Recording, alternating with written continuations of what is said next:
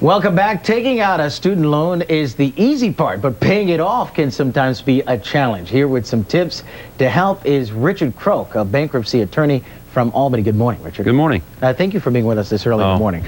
My pleasure. This is an important topic because I think, what is the average loan that, let's say a bachelor's degree graduate is coming out with these days? Well, you're talking something between $50,000 and $100,000 on average. And that's a lot of money, isn't it? That is a lot of money. Over $1 trillion is now out in student loans, most of it in the last 7 years. They say it's tripled between 2005 and 2012. The change that occurred in 2005 was the change in the bankruptcy law that allowed people to start making rather imprudent student loans.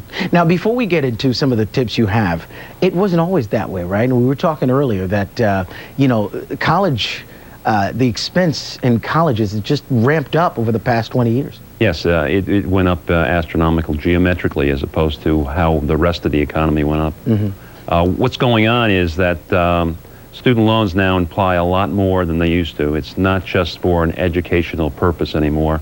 It's not just for the tuition. It covers the expenses, the child's room and board, his car sometimes while he's in college. Sure. So needless to say, $50,000 to $100,000 is tough to pay back, especially in an economy like this when college graduates are not finding jobs. That's true.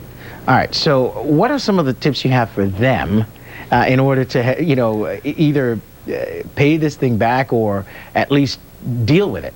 Well, the person getting out of college who doesn't have a job really needs to get on the Department of Education website and apply for an income-based repayment plan, because that's going to start the clock running on a discharge. The plan says if you haven't repaid the loan at the end of the plan, the rest of it's going to be forgiven. So you need to get into that program and start making a payment based on what you got available. If you have nothing available, the payment's nothing. Oh, is that the way it works? So if you don't have a job, you can't pay back? Right. If you don't have an income, you're not paying anything back. You're going to pay 15% of your income, which is more than 150% of the poverty guideline. So it used to be that if you're going back to school, you can actually just hold back on the loan. The problem with deferral, as opposed to an income-based repayment plan, is the deferral, the interest keeps running. Oh. So you have people right now who maybe borrowed $15,000 20 years ago who are trying to pay back $100,000 now. 15,000 to 100 grand. Yeah, because every time you default, there's a 25% penalty placed on the loan.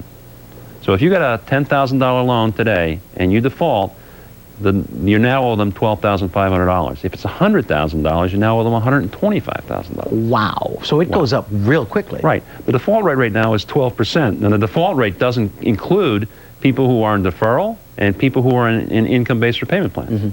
You're a bankruptcy attorney, so are you seeing a lot of people with college loans that are coming in to trying to... Oh, yeah. And what we're doing is we're discharging all their other debt and setting them up in programs to just pay back the college debt. What can you do then? Well, there's still something called a hardship discharge. That's where somebody comes in and we can say that not only can't they pay the loan back today, but they're never going to be able to pay it back. That was a very high standard. It comes from a case called Bruner that was decided in 1987, 25 years ago.